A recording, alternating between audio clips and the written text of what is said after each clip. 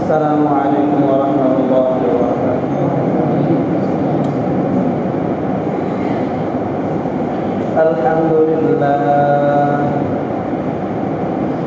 الحمد لله نحمده ونستعينه ونستغفره ونعوذ بالله من شرور أنفسنا ومن سيئات أعمالنا من يهده الله فلا مضل له ومن يضلله فلا هادي له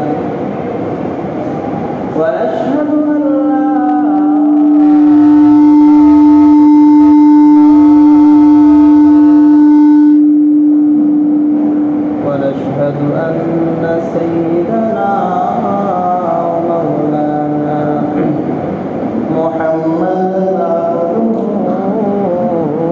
ورسوله أرسله بالحق بشيرا ونذيرا وداعيا إلى الله بإذنه وسراجا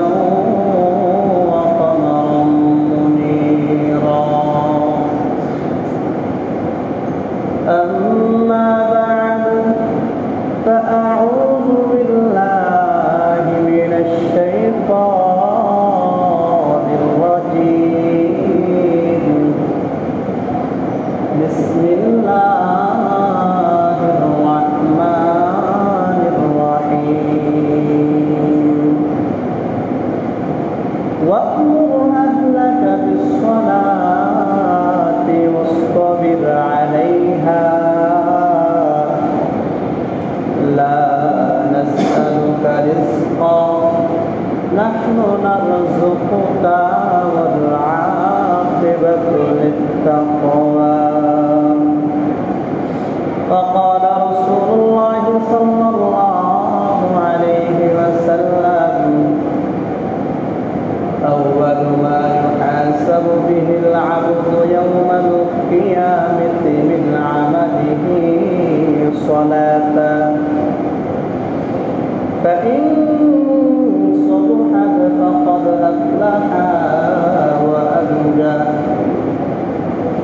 وإن فسدت خاب وخسر أو كما قال عليه الصلاة والسلام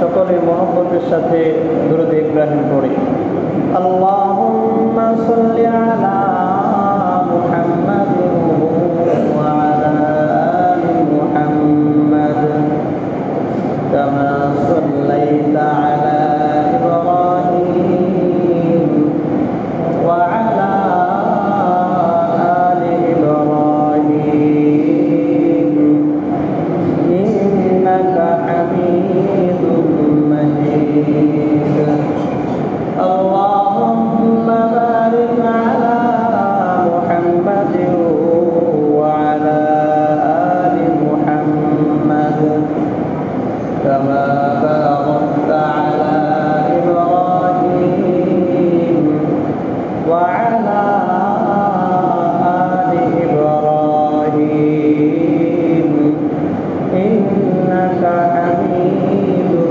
مجيد بلغ العلا بكماله كشف الدجى بجماله حسنت جميع خصاله صلوا عليه وآله روح حسن مصطفى روح حسن مصطفى है एक बहरे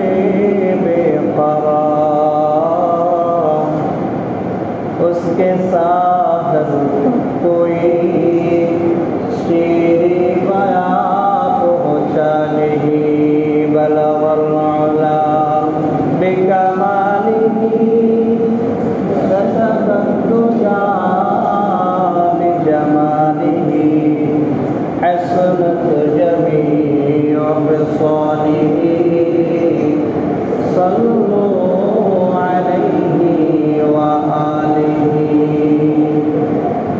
यहाँ हम सब मुसाफिर हैं, यहाँ हम सब मुसाफिर हैं,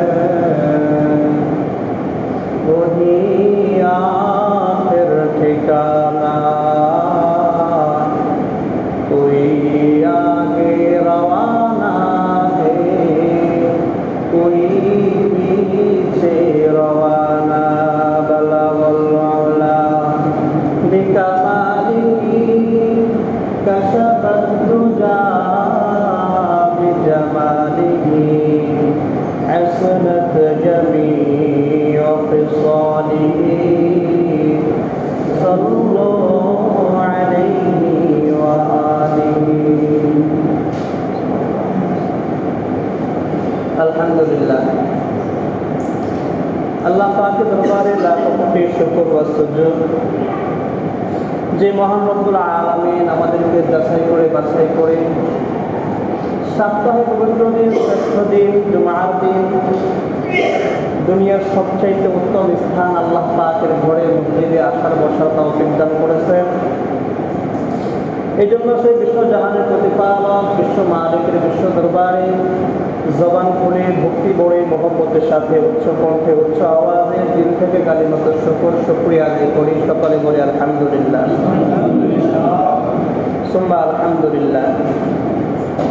মুহতারাম হাজিরিন, আমরা আলোচনা শুনছিলাম নামাজ নিয়ে, যে নামাজ আমাদের মুসলমানদের জন্য খুবই গুরুত্বপূর্ণ একটি ইবাদত। বলা বাহুল্য যে এই নামাজটাই আমার আপনার জন্য, আমাদের মুসলমানদের জন্য যত ইবাদত আমাদের জন্য রয়েছে তার মধ্য থেকে এই নামাজটা হলো সবচাইতে বেশি দামি এবং গুরুত্বপূর্ণ ইবাদত। আমার কথাগুলো বোঝা যাচ্ছে তো? না বুঝলে অবশ্যই বলবেন। নতুন মাইক্রোফোন লাগানো হয়েছে, এটা যে কোনো সময় ডিস্টার্ব দিতে পারে। তো বলতেছিলাম যে নামাজটা আমার আপনার জন্য, আমাদের মুসলমানদের জন্য খুবই গুরুত্বপূর্ণ ইবাদত। তো বিগত জুমায় বলেছিলাম যে যারা নামাজের প্রতি যত্নশীল হয়, যারা নামাজকে গুরুত্ব দেয়, 5 ওয়াক্ত নামাজ সময় মতো জামাতের সাথে যারা আদায় করে, তাদেরকে আল্লাহ রাব্বুল আলামিন 5 প্রকারের পুরস্কারে পুরস্কৃত করে। এই 5 প্রকারের পুরস্কারটা কি তাও আমরা জেনেছিলাম, শুধু স্মরণ করিয়ে দেওয়া উদ্দেশ্য। যে আল্লাহ রাসূল সাল্লাল্লাহু আলাইহি ওয়াসাল্লাম বলেছেন, من حافظ على الصلوات أكرمه الله ب5 خصال يرفع عنه ضيق العيش وعذاب القبر ويعطيه الله كتابه بيمينه ويمر على الصراط كالبرق ويدخل الجنة بغير حساب। আল্লাহ রাসূল সাল্লাল্লাহু আলাইহি ওয়াসাল্লাম বলেছেন যে আমার উম্মতের মধ্যে থেকে যারা এই নামাজের প্রতি যত্নশীল হবে, 5 ওয়াক্ত নামাজ সময় মতো জামাতের সাথে আদায় করবে, তাদেরকে আল্লাহ পাক 5 প্রকারের পুরস্কার পুরস্কৃত করবেন। 1 নাম্বার পুরস্কারটা হলো ইয়ারফাউ আনহু যিকাল আইশ। 1 নাম্বার কি পুরস্কার? 1 নাম্বার পুরস্কারটা হলো আল্লাহ পাক তার জীবনের যত সংকীর্ণতা রয়েছে সকল সংকীর্ণতাগুলো দূর করে দিবেন। সুবহানাল্লাহ। এটা হলো যারা নামাজ পড়বে, 5 ওয়াক্ত নামাজ জামাতের সাথে আদায় করবে, তাদের জন্য 1 নাম্বার পুরস্কার। 1 নাম্বার পুরস্কার কি? 1 নাম্বার পুরস্কার হলো আমাদের জীবনের যত সংকীর্ণতা রয়েছে, যত প্রয়োজন রয়েছে, যত হাজত রয়েছে, সকল হাজতগুলো আল্লাহ পাক আমার আপনার জন্য দূর করে দিবেন। বলেন না সুবহানাল্লাহ। যত হাজত রয়েছে, যত সমস্যা রয়েছে, সমস্যা শুধুমাত্র নামাজ আদায় করার কারণে সমস্যাগুলো সমাধান হয় আল্লাহ রাব্বুল আলামিন। যারা নামাজ পড়বে তাদের জন্য এই সমস্যার সমাধানটা আল্লাহ পাক করে দিবেন। যত প্রয়োজন রয়েছে সকল প্রয়োজনগুলো আল্লাহ পাক পূরণ করে দিবেন শুধুমাত্র নামাজ পড়ার কারণে। এটা হলো যারা নামাজি তাদের জন্য 1 নাম্বার পুরস্কার। 2 নাম্বার পুরস্কারটা কি? কবরে আযাব আল্লাহ পাক মাফ করে দিবেন। কবরে আযাব এটা কত ভয়াবহ, এর আলোচনা করতে গেলে বিশাল সময়ের প্রয়োজন। শুধুমাত্র এতটুকু জানবো যে কবর আমার আপনার জন্য হলো প্রথম ঘাঁটি। যারা এই কবরের মধ্য থেকে এই প্রথম ঘাটটা যারা পার করতে পারবে তাদের জন্য সকল পরবর্তী যত বাধা বিপত্তি ঘাঁটি রয়েছে সকল ঘাঁটিগুলো দূর হয়ে যাবে। সুবহানাল্লাহ। এই কথাটাই আমরা রাসূল সাল্লাল্লাহু আলাইহি ওয়াসাল্লাম বলেন, আল কবর ইম্মা মাওদাতুম মিন রিয়াজিল জান্নাহ ওয়া ইম্মা হুফরাতুম মিন হুফারিন নার। কবরটা কারোর জন্য হবে জান্নাতের বাগান সমূহের মধ্য থেকে একটি, অথবা কারোর জন্য হবে জাহান্নামের গর্ত সমূহের মধ্য থেকে একটি। তো 2 নাম্বার পুরস্কারটাই হলো যে যারা নামাজ পড়বে তাদেরকে আল্লাহ রাব্বুল আলামিনের পক্ষ থেকে 2য় নাম্বার যে পুরস্কার এটা হলো কবরের আযাব মাফ করে দিবেন। 3য় নাম্বার পুরস্কার হলো ওয়ায়ুতিহুল্লাহু কিতাবাহু বিয়ামিনি। কাল কিয়ামতের ময়দানে আল্লাহ রাব্বুল আলামিন আমলনামাটা ডান হাতে দান করবেন। সুবহানাল্লাহ। যার আমলনামাটা ডান হাতে দেওয়া হবে বুঝতে হবে যে তার সৌভাগ্য, তার ঠিকানা হলো জান্নাত। তো 3য় নাম্বার পুরস্কার আমার আপনার জন্য কিংবা যারা নামাজ পড়বে তাদের জন্য হলো যে আমলনামাটা ডান হাতে আল্লাহ রাব্বুল আলামিন দিয়ে দিবেন। 4র্থ নাম্বার পুরস্কার নামাজীদের জন্য। 4র্থ নাম্বার পুরস্কারটা হলো ওয়ায়ামুহু আলাস সিরাতি কালবার। পুলসিরাতটা আল্লাহ রাব্বুল আলামিন বিজলির আকারে নিয়ে পার করে দেবেন। বলেন সুবহানাল্লাহ। পুলসিরাত এটা কেমন একটা পুল? এটা এত বড় পুল যার দূরত্ব হবে 500 বছরের রাস্তা। এই পুলসিরাত যে পুলটা রয়েছে, যে পুলের নামটা হলো পুলসিরাত, এই পুলসিরাতের নিচে রয়েছে জাহান্নাম। হাদিসের ভাষ্য যে পুলসিরাতের যে পুলটা রয়েছে এই পুলটা এত ধারালো হবে যে হীরার চেয়ে ধারালো হবে।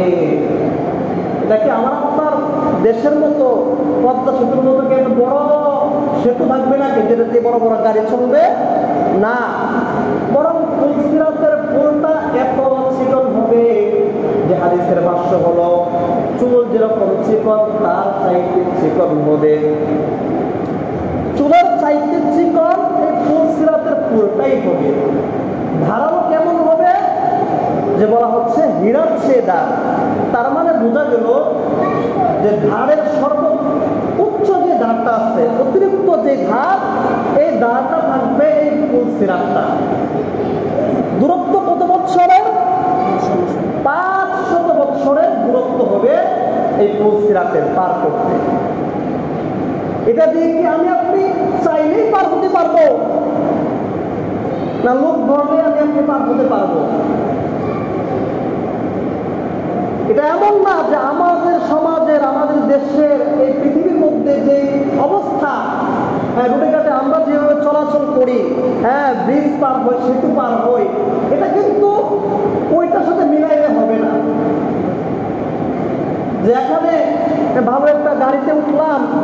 পার হয়ে গেলাম, কিংবা এমন যে একটু দাঁড়া রয়েছে, আমার নামও ভালো রয়েছে, আমি ব্রিজ পার হয়ে গেলাম, এরকমও না। বরং ওইখানে কোনো নামও ভালো কোনো কিছুই চলবে না, না কোনো এরোপ্লেন থাকবে, না কোনো জাহাজ থাকবে, না কোনো গাড়ি থাকবে, না কোনো বাইক থাকবে, কোনো কিছুই থাকবে না। এই পুলটা কে পার করাবে? পার করাবে হলো আমার আপনার আমল। বিশেষ করে হাদিসের ভাষ্য, যারা নামাজ পড়বে, 5 ওয়াক্ত নামাজ যারা জামাতের সাথে আদায় করবে সময় মতো, তাদেরকে এই নামাজ বিদ্যুতের আকারে, বিজলি চমকায় না, হাস করে চলে যায়, এরকম বিজলির আকারে চোখের পলক ফেলা মাত্রই এই নামাজটা আমার আপনাকে যারা নামাজ করবে তাদেরকে এই পুল সিরাতের পুলটাকে পার করে দিবেন। বলেন না সুবহানাল্লাহ। কত সহজ তাদের জন্য যারা নামাজ পড়বে, যারা নামাজকে গুরুত্ব দিবে, নিজে নামাজ পড়বে, নিজেদের পরিবারকে নামাজের আদেশ করবে। 5ম নম্বর পুরস্কারটা আল্লাহ পাক কি দিবেন? ওয়ায়াদখুলুল জান্নাতা বিগাইরি হিসাব। বিনা হিসাবে আল্লাহ রাব্বুল আলামিন জান্নাত দান করবেন। বলেন না সুবহানাল্লাহ। কারণ যাদেরকে হিসাব নেওয়া হবে, আল্লাহ পাক যাদের হিসাব নেবেন, যাদেরকে ধরবেন, যখন হিসাব দেও, সে পার পাইবে না। আল্লাহ রাসূল বলেন, মান হুসিবা আওকিবা, যার হিসাব নেওয়া হবে সেই ধরা খাইবে, তাকে শাস্তি দেওয়া হবে না। এই জন্য আমি আপনি হিসাব দিয়ে জান্নাতে যাইতে পারবো না, ওসিলার প্রয়োজন। আর ওসিলাটা কি? এই যে নামাজ। যদি আমি আপনি নামাজ পড়তে পারি, 5 ওয়াক্ত নামাজ ঠিক মতো জামাতের সাথে আদায় করি, তাহলে আমার আপনার জন্য আল্লাহ পাকের পক্ষ থেকে 5ম নম্বর যে পুরস্কার, এই পুরস্কারটা হলো বিনা হিসাবে জান্নাত। সুবহানাল্লাহ।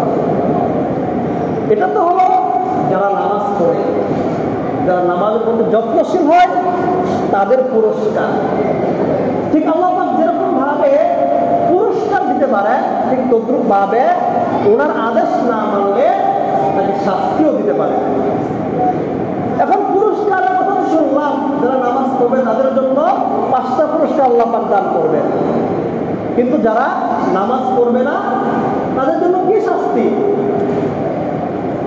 আল্লাহ রাসূল বলেন, যারা নামাজ পড়বে না, যারা নামাজের প্রতি যত্নশীল হবে না, তাদেরকে আল্লাহ রাব্বুল আলামিন 5 প্রকারের শাস্তি প্রদান করবেন। 1 নাম্বার শাস্তি হলো তার জীবনের যত আয় উন্নতি, যত বরকত রয়েছে, সকল বরকতগুলো কেড়ে নেওয়া হবে। নাউযুবিল্লাহ।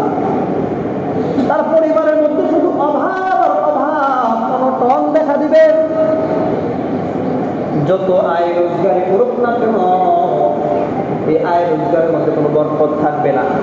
এক কথায় আল্লাহ পাক যারা নামাজ পড়বে না তাদেরকে 1 নাম্বার শাস্তি হলো দুনিয়াতে, যে তার কামাই রুজির মধ্যে তার পরিবারের যত বরকত আছে সকল বরকতগুলো উঠিয়ে নেওয়া হবে। নাউযুবিল্লাহ। তার মানে বরকত উঠিয়ে নেওয়া মানে হলো আমার আপনার জন্য দুনিয়াতে 1 নাম্বার অশান্তির সৃষ্টি হওয়া। এই যে ইনকাম ইনকাম ইনকাম, উপার্জন, টাকা পয়সা, পরিবার, সন্তান সবই করলাম, নামাজ পড়লাম না, তাহলে আমার আপনার জন্য 1 নাম্বার অশান্তি হলো, 1 নাম্বার শাস্তি হলো যে আমার আপনার জন্য মৃত্যুর পূর্ব মুহূর্ত পর্যন্ত, যতদিন নামাজ না পড়বো ততদিন পর্যন্ত আমার আপনার জন্য অশান্তি বিরাজমান করবে আমার জীবনের মধ্যে, আমার পরিবারের মধ্যে। এটা হলো 1 নাম্বার শাস্তি। 2য় নাম্বার শাস্তি হলো যারা নামাজ পড়বে না তাদের জন্য আল্লাহ পাকের পক্ষ থেকে 2য় নাম্বার আযাব যেটা, এটা হলো যে তাকে এমন অবস্থায় মৃত্যু দেওয়া হবে যে তাকে পিপাসিত অবস্থায় তার মৃত্যু হবে। আল্লাহ রাসূল বলেন যে তার এমন তৃষ্ণা লাগবে যে যদি তাকে মৃত্যুর সময় তাকে সমুদ্রের পুরা পানি যদিও তাকে পান করানো হয়, তাহলেও তার তৃষ্ণা নিবারণ হবে না। নাউযুবিল্লাহ। 2য় নাম্বার হলো মৃত্যুর সময় আল্লাহ পাক এমন তৃষ্ণা দিবেন যে সমুদ্রের পুরা সমুদ্রের পানিও যদি পান করানো হয় তাকে, তাহলেও তার তৃষ্ণা নিবারণ হবে না। নাউযুবিল্লাহ। তার মানে হলো সে মৃত্যুর যন্ত্রণা ভোগবে। মৃত্যুর যন্ত্রণা তো আছেই, কিন্তু এটাও তার জন্য একটা শাস্তি যেটা সে ভোগ করবে। এটা হলো যারা বেনামাজি তাদের জন্য দ্বিতীয় নাম্বার শাস্তি। তৃতীয় নাম্বার শাস্তি হলো কবরের মধ্যে। আল্লাহ রাসূল সাল্লাল্লাহু আলাইহি ওয়াসাল্লাম বলেন, যারা নামাজ পড়বে না তাদের জন্য তৃতীয় নম্বর শাস্তিটা হলো, যখন তাকে কবরের মধ্যে রাখা হবে তখন কবরের দুই পাশের মাটি এমন ভাবে তাকে চাপ দিবে যে তার এক পাঁজরের হাত আর এক পাঁজরের ভিতরে ঢুকে যাবে। নাউযুবিল্লাহ। এটা হলো তৃতীয় নম্বর শাস্তি বেনামাজীদের জন্য, যে মাটি তাকে প্রথম একটা চাপ দিবে, যে চাপের ফলে মৃতের এক পাশে পাঁজরের হাত আরেক পাশে ঢুকে যাবে। এটা হলো তৃতীয় নাম্বার শাস্তি। চতুর্থ নাম্বার শাস্তি হলো যারা নামাজ পড়বে না। যারা নামাজ পড়ে না তাদের কবরের মধ্যে অগ্নি প্রজ্বলিত করা হবে, মানে হলো জাহান্নামের আগুন তার কবরের মধ্যে থাকবে। নাউযুবিল্লাহ। এটা হলো চতুর্থ নাম্বার শাস্তি। সংক্ষেপে বলছি, পঞ্চম নাম্বার যে শাস্তি এটা হলো, আল্লাহ রাসূল বলেন, বেনামাজীদের কবরের মধ্যে আল্লাহ পাক এমন একটা সাপ নিযুক্ত করবেন যেটা লম্বালম্বি ভাবে দূরত্ব হলো এক দিনের রাস্তা। একজন মানুষ স্বাভাবিকভাবে হাঁটলে একদিন সকাল থেকে রাত পর্যন্ত হাঁটলে যত দূরত্ব হবে ওই কবরের মধ্যে ওই সাপের দূরত্ব হবে ততটুকু বড়। নাউযুবিল্লাহ। সাপটা থাকবে অন্ধ, তার চোখগুলো থাকবে আগুনের মতো। ওই সাপকে আল্লাহ পাক অন্ধ বানাবেন, বধির বানাবেন, সেখানে শুনবে না। এই সাপ এসে মুর্দাকে বলবে, যে মৃত ব্যক্তি যে নামাজ পড়ে নাই তাকে এসে বলবে যে আমার রব, আমার পরওয়ারদিগার আমাকে আদেশ করেছেন যে তুমি ফজরের নামাজ নষ্ট করার কারণে যোহর পর্যন্ত, যোহরের নামাজ নষ্ট করার কারণে আসর পর্যন্ত, আসরের নামাজ নষ্ট করার কারণে মাগরিব পর্যন্ত, মাগরিবের নামাজ নষ্ট করার কারণে ঈশা পর্যন্ত, ঈশার নামাজ নষ্ট করার কারণে সুবহে সাদিকের আগ পর্যন্ত তোমাকে ধ্বংস করার জন্য। নাউযুবিল্লাহ। এই বলে সে ওই মৃত ব্যক্তি যে নামাজ পড়ে নাই তাকে একটা সবল দিবে। এক সবলের ফলে সাথে সাথে সে 70 হাত মাটির নিচে চলে যাইবে। নাউযুবিল্লাহ। 70 হাত মাটির নিচে এক সবলের কারণে সে চলে যাইবে, আবার মাটি থেকে উঠবে। এমন না যে একটা সবল দিছে মাটির নিচে চলে গেছে শেষ বাইচা গেছে, এরকম না। বরং এক সবলের কারণে 70 হাত মাটির নিচে যাইবে, আবার তাকে উঠানো হবে, আবার এখানে সবল দেওয়া হবে। এভাবে আত্মার কিয়ামত পর্যন্ত তাকে ওই সাপ তাকে সবল দিতেই থাকবে, তাকে ধ্বংস করতেই থাকবে। নাউযুবিল্লাহ। এটা হলো বেনামাজীদের 5টা শাস্তি। এই জন্য মুহতারাম হাজরিন, নামাজ আমাদের জন্য অনেক গুরুত্বপূর্ণ ইবাদত। বিশেষ করে বলেছি, প্রথমেই বলেছিলাম, আমাদের যত ইবাদত আমার আপনার জন্য রয়েছে, এই ইবাদতগুলোর মধ্যে থেকে সবচাইতে দামি ইবাদত হলো নামাজ। এই নামাজের নির্দেশ আল্লাহ রাসূল সাল্লাল্লাহু আলাইহি ওয়াসাল্লাম আমাদেরকে এভাবে দিচ্ছে যে আল্লাহ রাসূল বলেন যে মুরু আওলাদাকুম বিস-সালাতি ওয়া হুম আবনাউ 7 সিনিন ওয়াদরিবুহুম আলাইহা ওয়া হুম আবনাউ 10 সিনিন ওয়া ফাররিকু বাইনাহুম ফিল মাদাজি'। আল্লাহ রাসূল বলেন যে তোমরা তোমাদের পরিবার, তোমাদের সন্তানকে নামাজের আদেশ করো। প্রথম যে আল্লাহ রাসূল বলেন তোমাদের সন্তানদেরকে নামাজের আদেশ করবা যখন তোমার সন্তানের বয়স 6 বছর হবে। কয় বছর? আল্লাহ রাসূল বলছেন সন্তানকে নামাজের আদেশ দিতে হবে আমার আপনার সন্তানের বয়স যখন 6 বছর হবে। আল্লাহ রাসূল বলেন ওয়াদরিবুহুম আলাইহা ওয়া হুম আবনাউ 10 সিনিন। 6 বছর বয়সে নামাজের আদেশ দিবেন। 10 বছর বয়স যখন হবে যদি নামাজ না পড়ে আল্লাহ রাসূল বলেন ওয়াদরিবুহুম আলাইহা, তাদেরকে পিটাতে শুরু করবেন। কয় বছরের কথা বলা হয়েছে? 10 বছর। 6 বছর বয়স থেকে নামাজের আদেশ দিতে থাকবেন। যদি নামাজ না পড়ে তার শেষ সময় হলো 10 বছর। সন্তান যদি 10 বছর বয়সে নামাজ না পড়ে তখন তাকে মারবেন, তাকে প্রহার করবেন। এটা হলো আল্লাহ রাসূলের আদেশ। আমি আপনি কি এই দায়িত্বটা পালন করতে পেরেছি আমার আপনার সন্তান, আমার পরিবারের সদস্যদের প্রতি? কোথায় আজকে আমাদের সমাজের মধ্যে এত অবনতি কেন? আমরা যারা অভিভাবক আছি, এই অভিভাবকরা নিজেদের দায়িত্বগুলো পালন করতে পারতেছি না। বলা হয়েছে 6 বছর বয়সে সন্তানকে নামাজের নির্দেশ দেওয়ার জন্য, অথচ আমাদের সন্তানের বয়স 15 বছর 20 বছর হয়ে যাচ্ছে, তারপরেও আমি অভিভাবক হয়ে সন্তানকে নামাজের কথা বলতে পারতেছি না।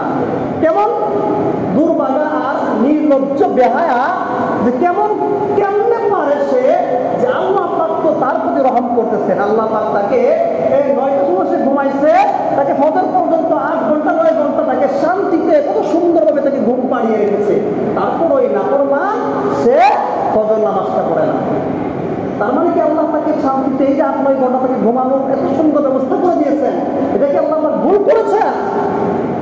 বাবার খবর নাই, সন্তানের খবর নাই, বিবির খবর নাই, হ্যাঁ নিজের মেয়ের কারো খবর নাই, না ইচ্ছে মতো না ডাকতে ঘুমাচ্ছে, নাক ডেকে। আরে কেমন বেহায়া এবং নির্লজ্জ হলে পারে? অথচ আল্লাহ রাসূলকে বললেন যে 6 বছর বয়সে নামাজ আদেশ দেওয়ার জন্য, আর আমরা অভিভাবকরা বলি যে না থাক, তাকে ডাক দিও না, সে ঘুমাচ্ছে, ঘুমের ডিস্টার্ব হবে। অথচ উচিত ছিল 10 বছরের পর থেকে তাকে প্রহার করার জন্য যেভাবেই হোক তাকে নামাজি বানাতে হবে। কিভাবে সম্ভব? কিভাবে শান্তির আশা করেন? যখন নামাজই আমি আপনি পড়ি না, তাহলে আমার আপনার উপর কিভাবে বরকত হবে, কিভাবে শান্তি আসবে, কিভাবে আল্লাহ পাকের রহমত আসবে? ওই স্ত্রীর সাথে কিভাবে গুনাহ যে স্ত্রী নামাজ পড়ে না? ওই সন্তানকে কেন আপনি লালন পালন করেন যে সন্তান নামাজ পড়ে না?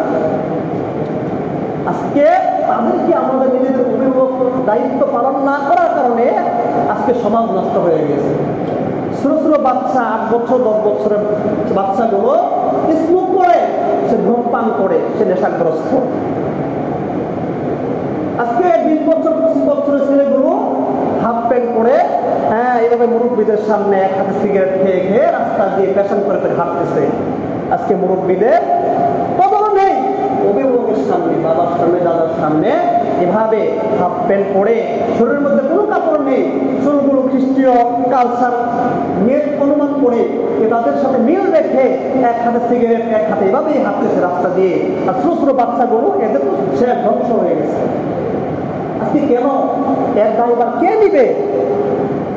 এটাকে এভাবেই বলে দিবেন যে হুজুর তাদেরকে বলছি নামাজ পড়ার জন্য, তাদেরকে বলি আসে না। না, আপনি বলছেন কখন? যখন সময় ওভার হয়ে গেছে, যখন সন্তান আপনার নাগালের বাইরে চলে গেছে, তখন আপনি তার জন্য অভিভাবকের দায়িত্বের ক্ষেত্রে আপনি তখন আসেন যে এটা কর সেটা কর। কিন্তু যখন আল্লাহ রাসূল বলছেন তখন থেকে আদেশ করার কথা ছিল। যদি ওই 6 বছর বয়সে আমি আপনি তাদেরকে আদেশ করতাম, তাদেরকে নামাজের আদেশ দিতাম, সৎ পথে চলার জন্য তাদেরকে নির্দেশ করতাম, তাদেরকে গাইড দিতাম, তাহলে আজকে আমার আপনার সমাজ নষ্ট হতো না, আমরা আপনার সন্তানগুলো নষ্ট হতো না। এই 8 বছরের 10 বছরের সন্তান ছেলেগুলো আজকে স্মোক করতো না, ধূমপান করতো না, নেশাগ্রস্ত হতো না, ঠিক কিনা? এই জন্য মুহতারাম নাযিরিন, বাঁচার কোনো উপায় নেই, নিজে বাঁচতে হবে, নিজের পরিবারকেও বাঁচাতে হবে। এটা হলো প্রত্যেকটা অভিভাবকের দায়িত্ব। এই জন্য আল্লাহ পাক আমাদের সকলকে যে কথাগুলো বললাম, বিশেষ করে 5 ওয়াক্ত নামাজ যেন আমি আপনি জামাতের সাথে পড়তে পারি, আমার সমাজের, আমার পরিবার, আমার আহলিয়া, আমার সন্তান, আমার ছেলে, আমার মেয়ে, আমার স্ত্রী, এরাও যেন 5 ওয়াক্ত নামাজ পড়ে ঠিক মতো। আল্লাহ পাক আমাদের সকলকে সেই তৌফিক দান করুন, সকলে বলি আমিন। ওয়া আখিরু দাওয়ানা আলহামদুলিল্লাহি রাব্বিল আলামিন। যারা সুন্নাত পড়েন আল্লাহ জুমাতার